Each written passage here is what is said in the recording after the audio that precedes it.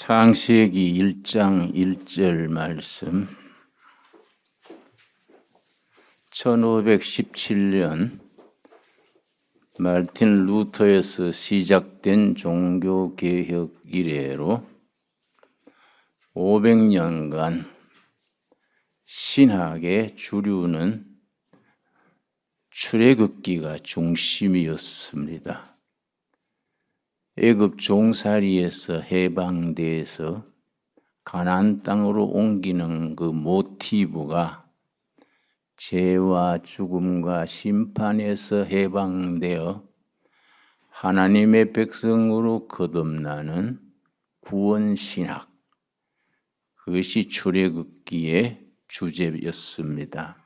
그런데 20-30년 전부터 500년 만에 신학의 주류, 중심 모티브가 변화됐습니다. 출애굽기에서 창세기로, 왜 창세기로 신학의 흐름이 세계 교회 전체에서 변화되느냐? 그거는 우리 프로테스탄트 교회만 그런 것이 아니고 캐톨릭 교회, 동방정교회 모두가 같이 변화되고 있습니다. 출애굽기에서 창세기로 변화되는 이유가 하나님의 창조 질서가 파괴되면서 북극의 빙하가 녹고, 빙하가 녹으니까 바다 수면이 높아지고, 각국의 강나 대륙의 화산 지진이 심해지고 지구 생태계가 변화되면서 하나님의 창조 질서를 보존하는 것이 인류의 생존 문제다. 이런 식으로 계속 나가면은 창조 질서가 허물어져서 인류는 공멸할 수밖에 없다. 그런 뜻에서 출애굽기의 구원신학 모티브에서 창세기의 창조신학 혹은 생태신학 그렇게 부릅니다. 신학의 주류가 바뀌고 있습니다. 1장 1절 말씀. 태초에 하나님이 천지를 창조하시니라. 창조의 이야기는 하나님이 무슨 이유로 왜 창조했다 설명이 없습니다. 성경은 창조 때부터 선포입니다. 선포. 하나님이 천지를 창조하셨다. 좀 우리가 거칠게 표현하자면 믿으려면 믿고 말라면 말하라. 믿으면은 구원과 축복이 있고 믿지 않으면 심판 아래 있는 것이다. 그런 식입니다. 태초에 천지를 창조하셨다. 그러고 나서 2절이 참 중요합니다. 창조신학의 아주 핵심에 해당하는 부분이 창세기 1장 2절입니다. 땅이 혼돈하고 천지 창조의 초기에 땅이 혼돈했다. 무질서를 말합니다. 영어로는 chaos 혹은 카오스, 무질서입니다. 무질서. 창조 초기에 땅이 무질서, chaos, 혼돈이랬습니다. 그리고 공허하며 텅텅 비어 있었습니다. 텅 빈 허무입니다. 흑암이 깊음 위에 익서 절망적인 어두움. 말씀으로 천지 창조하시던 첫 단계에는 혼돈, 무질서, 공허, 절망적인 어두움.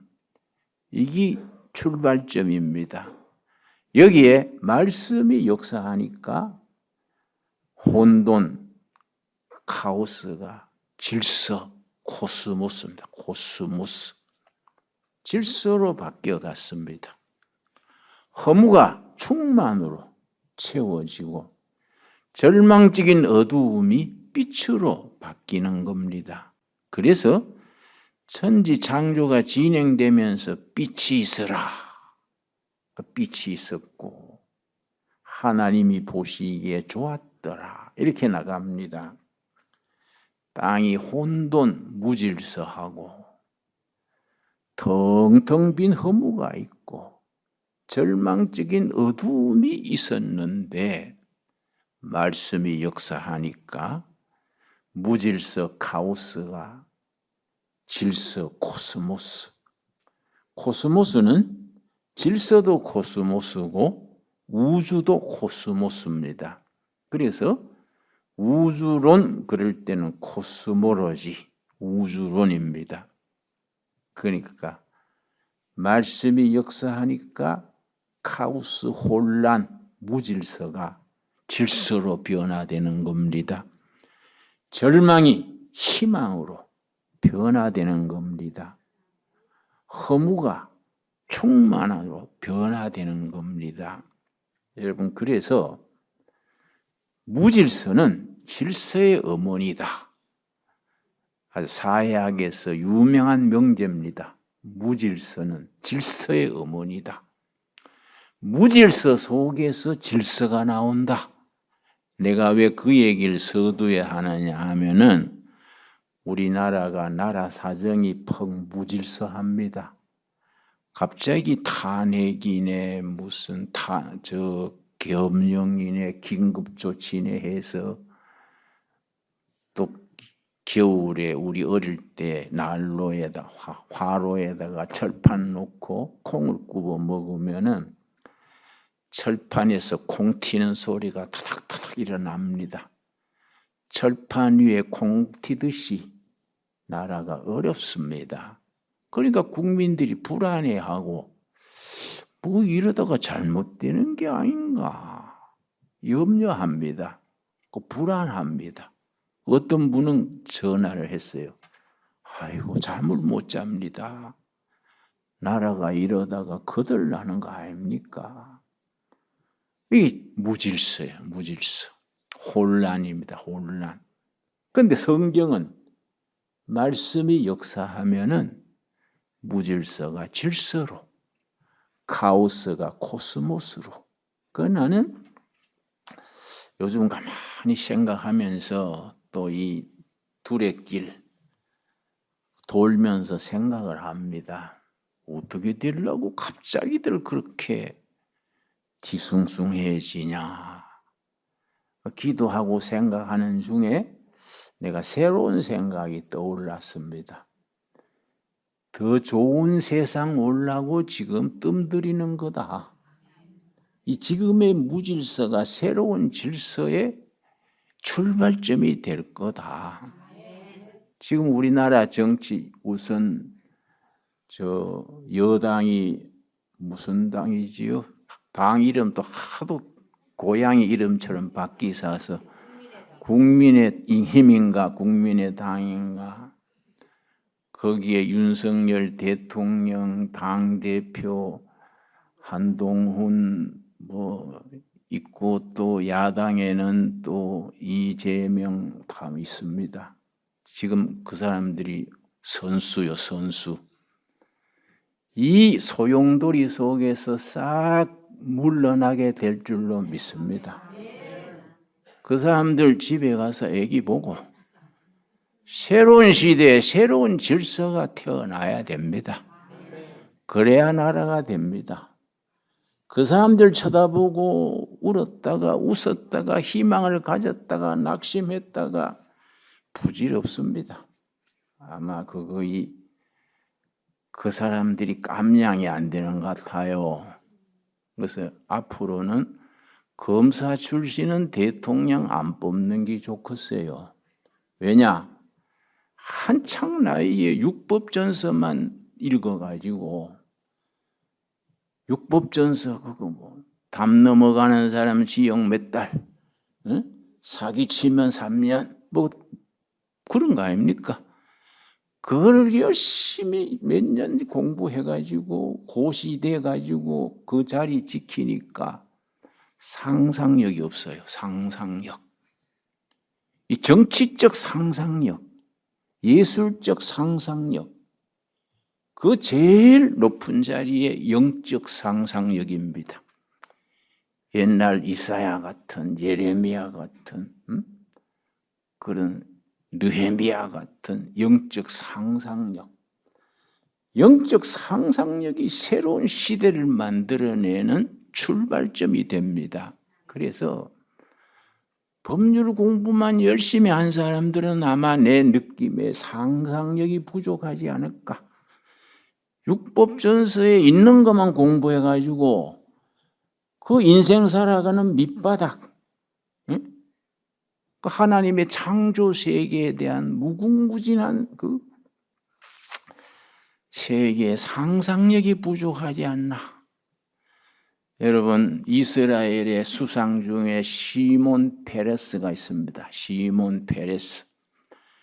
내가 그 어른이 쓴 책을 읽고 내가 상당히 감명받았는데, 작은 꿈은 있을 방이 없다. 그 책입니다. 그 어른이 93세에 쓴 자서전 같은 책이고, 그 책을 쓴 지 일주일 뒤엔가 타계했습니다. 영어로는 No room for small dreams. 꿈이 적으면 뻗어나갈 방이 없다.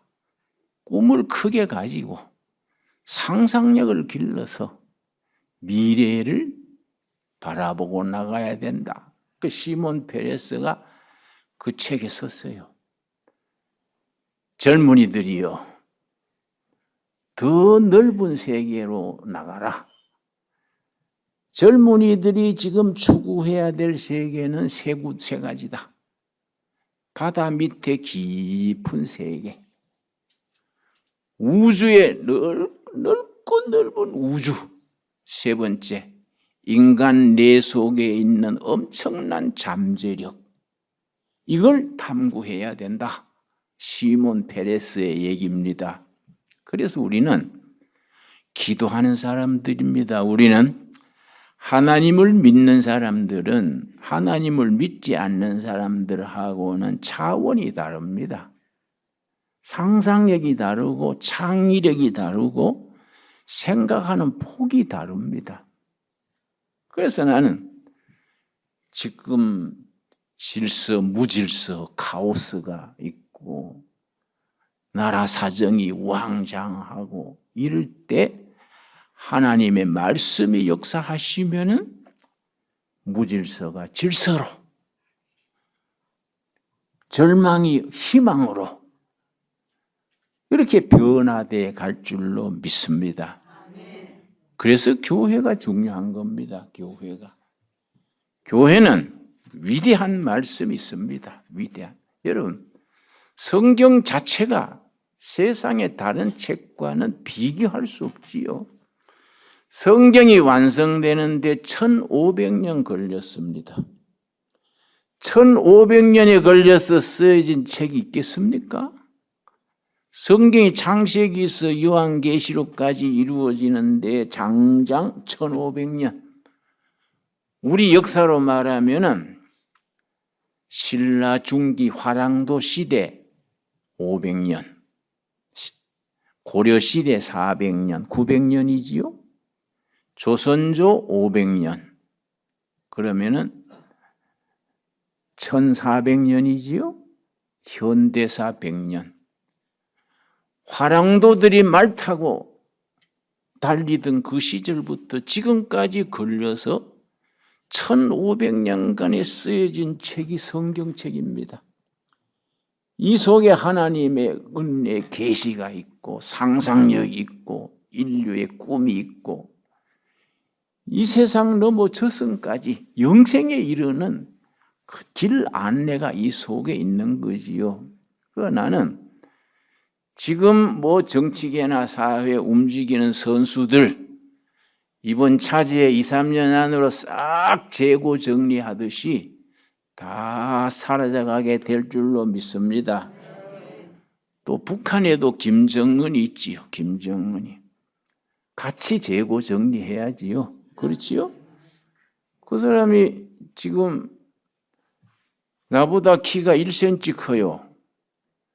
근데 나는 지금 체중이 62kg인데 나보다 1cm 큰 사람이 140kg요. 걷는 거 보면 뒤뚱거려요. 헐떡이면서 걷는다는 겁니다. 그래서 이스라엘 모사드하고 미국 CIA하고 우리 국정원이 그 사람의 그 심장, 피 검사 이런 것을 전송하는 걸 가로챘다 그래요. 중국으로 했는지 프랑스로 했는지 가로채가지고 그걸 전부 조사를 했더니 수명이 42살까지라 그래. 지금 40입니다. 앞으로 2년을 더 살 것이다. 여러분, 그 김정은이가 이복형 누굽니까?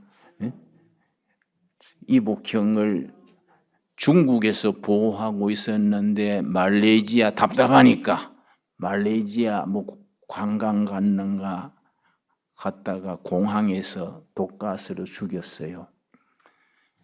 자기 경쟁자를 없앤 거지요.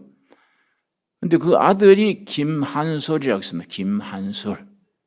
그걸 미국에서 한솔이를 빼냈어요. 그래서 지금 미국에서 보호하고 있습니다.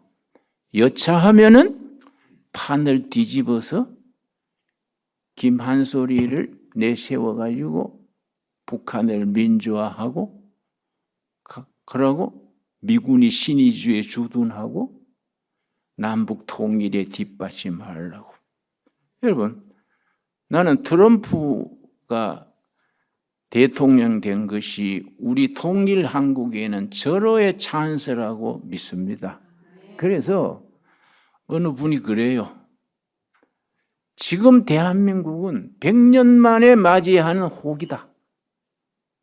지금 100년 만에 맞이하는 절호의 찬스다. 통일 한국을 이루어 가지고 이 통일 한국이 10년만 고생하면 세계를 선도하는 국가로 올라설 수 있다. 요 호기를 놓치면 안 된다. 요 호기를. 요 호기를 국민이 힘을 모아가지고 상하 간민이 힘을 모아가지고 하늘이 주시는 기회 아닙니까? 이걸 살려가지고 우리가 통일 한국 시대를 뻗어야 되는데 여러분 요걸 못 살리면 안 돼요. 근데 이상하게 정치판이 무슨 계엄령이니 뭐 긴급조치니 뭐 해가지고 뒤집었다 엎었다 하니까 그 참 답답한 노릇이지요, 여러분. 그래서 지금 우리 일선에 뛰는 정치판의 선수들은 그런 민족적인 비전, 그런 상상력이 부족해요. 그 사람들로서는 통일 한국 시대를 준비할 수 있는 그게 나올 수 없는 것 같아. 여러분, 영적 상상력에 대해서 이사야 11장 한번 찾아보겠습니다. 이사야서 11장. 이사야는 왕족 출신입니다. 이사야 시대의 왕이 이사야의 사촌 형이랬습니다. 이사야의 아버지가 그 왕의 형님이랬습니다. 그래서 이사야는 왕족 교육을 받았습니다. 그래서 다른 예언자들보다가 생각하는 차원이 다릅니다. 당대 엘리트 교육을 받아서 상상력이 넘칩니다. 그리고 국제 정세에 대해서 아주 밝았습니다. 이사야서 11장. 이사야의 상상력이 어디까지 가느냐? 6절입니다. 6절. 이사야 11장 6절. 그때 이리가 어린 양과 함께 살며 표범이 어린 염소와 함께 누우며 송아지와 어린 사자와 살찐 준승이 함께 있어 어린아이에게 끌리며. 이 말을 지금 버전으로 고쳐 읽으면 무슨 말이 됩니까? 남한의 국군이 인민군과 같이 장기를 두고 남한의 유치원 아이가 북한의 어린아이들과 같이 아이스크림을 먹고 이 동두천 수도원에 와가지고 같이 가재를 잡고 그게 상상력이에요. 상상. 이사야는 그걸 상상하는 겁니다. 이게 영적 상상력입니다. 예언자들의 그런 위로부터 오는 상상력에서 역사가 싹이 트는 겁니다. 그 싹이 트고 뿌리 내리고 가지 뻗어서 어느 날 열매 맺습니다. 그래서 우리가 이 동두천 쇠목골 골짜기에 있어도 이사야 선지를 배워야 돼요. 여러분 언제 우리 한번 예배 마치고 가봅시다. 요 앞산 넘어 길이 있습니다. 길 넘으면 한국지적협회에서 박은 말뚝이 있어요. 이곳이 한반도의 중심이다. 말뚝이 딱 있습니다. 이렇게 딱 해놨어요. 우리 한반도 전체 중심점이 요 앞산 너머입니다. 그러니까 우리가 이 골짜기가 보통 골짜기 아니야. 통일한국 시대엔 여기가 중심입니다. 중심. 그렇지요? 중심이니까 우리가 어깨에 힘주고 준비해야 돼요. 괜히 골짜기에 있다고 기죽어서 비실비실하지 말고 야 우리 통일되면 중앙에서 놀자. 아멘 없습니까? 응? 그런 상상력을 가지고 그런 미래를 바라보는 그래서 구절이 뭡니까? 9절. 내 거룩한 산 모든 곳에서 해됨도 없고 상함도 없을 것이니 이는 물이 바다를 덮은 같이 여호와를 아는 지식이 세상에 충만할 것임이니라. 이걸 말을 풀어서 이해하면 성서한국의 비전 거예요. 성서한국. 물이 바다를 덮음 같이 여호와를 아는 지식, 성서의 지식이 온 세상에 차고 넘치는 시대, 제주도 한라산에서 백두산까지 여호와를 아는 시대, 성서의 시대가 열리는 그 성서한국 시대라 그럽니다. 그 시대를 이사야는 지금 영적 상상력을 가지고 바라보는 겁니다. 그래서 통일한국 시대가 되면은 우리가 하나님의 말씀이 남북한 7천만 동포들의 정신세계를 이끌어야 돼요. 그렇게 되도록 우리가 밑에 기초돌을 닦아야 돼요. 그러니까 우리가 그런 시대를 꿈꿔야 됩니다. 그런 시대가 반드시 다가오는 것을 우리는 영으로 느낄 수 있어야 돼요. 이거는 위대한 비전입니다. 이거는. 그러니까 우리가 성경이 우리에게 그런 영적 도전을 주는 거지요. 나는 우리가 뭐 없는 힘에 북한 그 돕기를 한 20몇 년 해왔는데 내가 그 20몇 년이 뭡니까? 수십 년간 해왔는데 북한의 고아원에 세워서 2,500명 수년간 우리가 뒷바라지하고 우리가 북한에서 데려온 탈북자도 260명이 넘습니다. 그걸 소리 없이 우리 해왔는데 언제 시작했냐면은 1980년 북한에서는 그걸 고난의 행군 그래. 고난의 행군, 모두 굶어 죽는다는 말을 듣고 내가 지금 어떤 시대인데 백성들이 굶어 죽을까? 북한에 들어가지는 못하고 중국으로 가서 두만강 강변 저쪽 편은 북한이고 이쪽은 중국 땅인데 강변을 내가 걸으면서 기도했습니다. 하나님, 강 저쪽에 북한 동포들이 굶어 죽는다는데 하나님 그들에게 자비를 베푸시고 우리가 그들 도울 길 열어주십시오. 기도하면서 가는데 가다 보니까 중국 쪽 마을에 십자가가 있더라고요. 여기도 교회가 있네.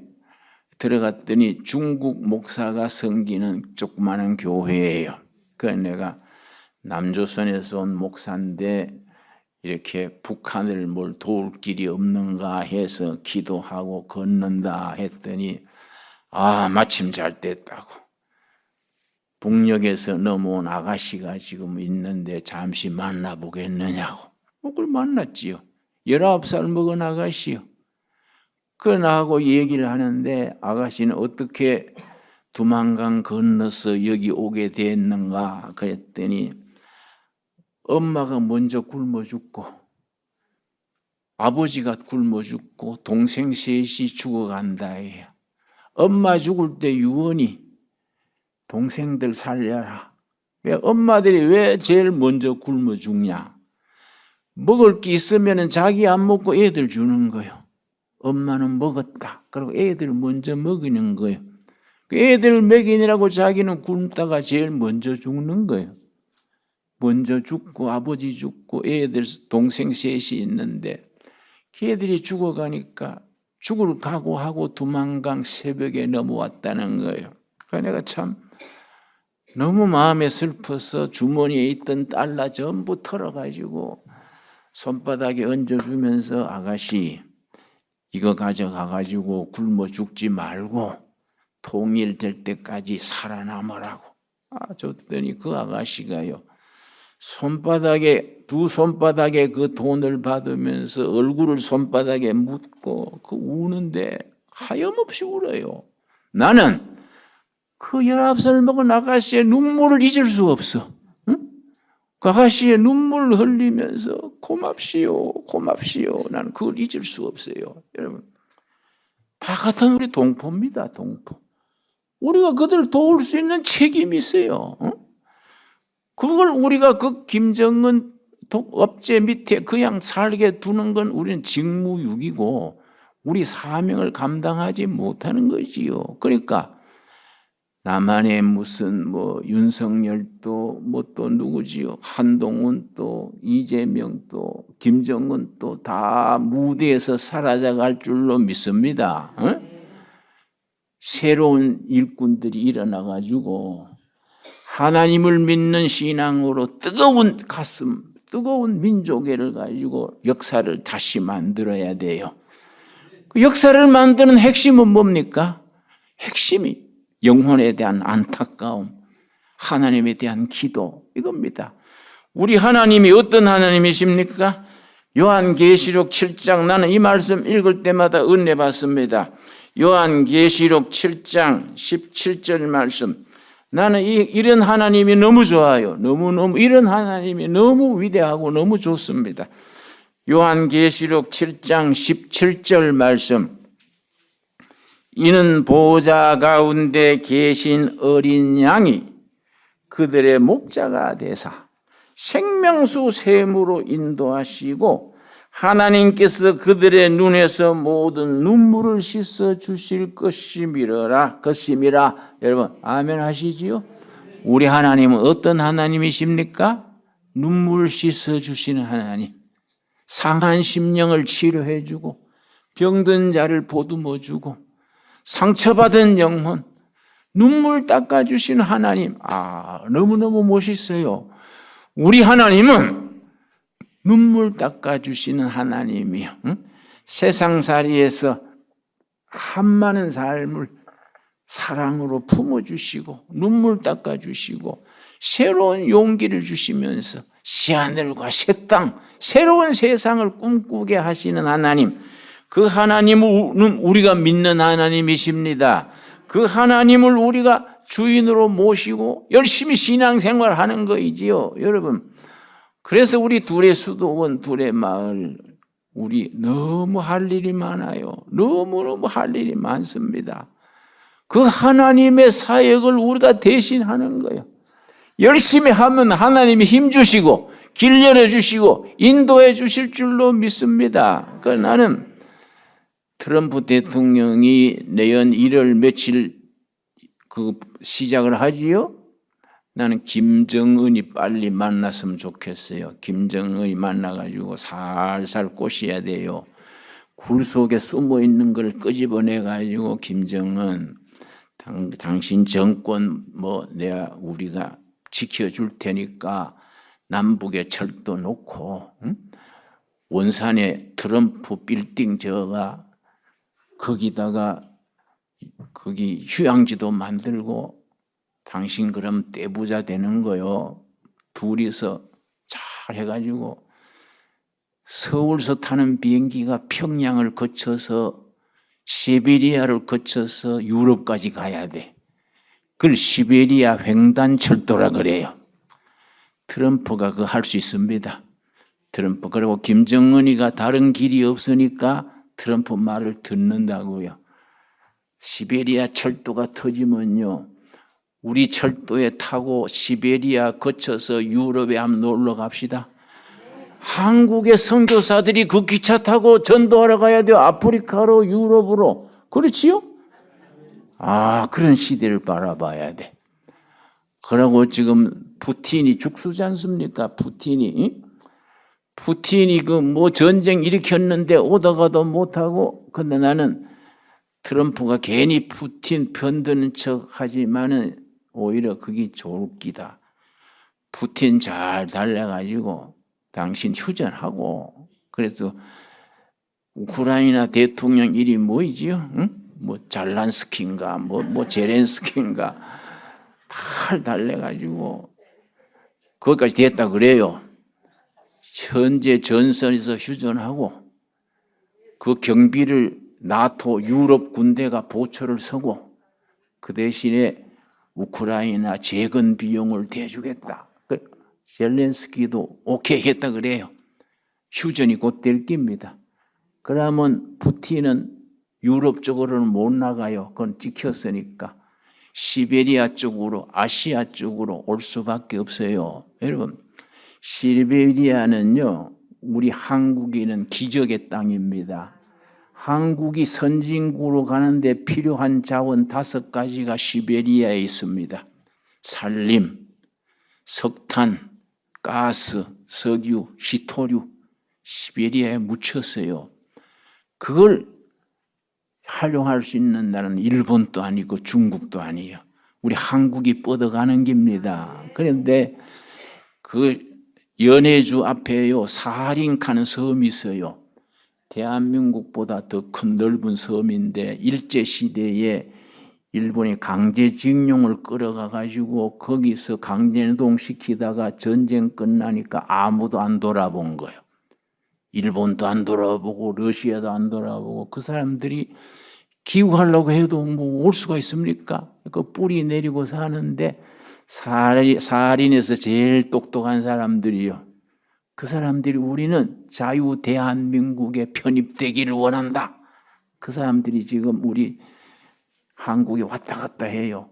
그러니까 푸틴이 이번에 사하린을 한국에다가 팔고 싶다 그랬어요. 그러면 우리가 극동함대 북극 항로라 그래요.